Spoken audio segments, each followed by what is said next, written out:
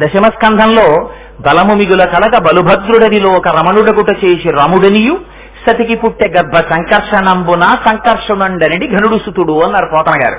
అదే విష్ణువాంశలో బలరాముడు రావా? కృష్ణుడు బలరాముడు ఒకేసారి భూమి మీద నడయాడవా? అందుకని పరమేశ్వరుని యొక్క రీతి మనం ప్రశ్నించవలసినదిగా ఉండదు.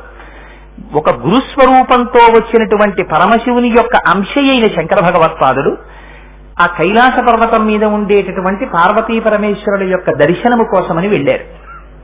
వెడితే మహానుభావుడు పరమశివుడు వారికి 5 ఆత్మలింగములను కటాక్షించారు. అవే ఇప్పటికీ శృంగేరి పీఠంలో, కంచి పీఠంలో, 3వది కేదార్లో, 4వది నేపాల్లోని నీలకంఠేశ్వరాలయంలో, 5వది చిదంబరంలో. ఈ 5 లింగములు కూడా శంకర భగవత్పాదులు భూమి మీదకి తీసుకొచ్చిన తరువాత ఈ 5 లింగములను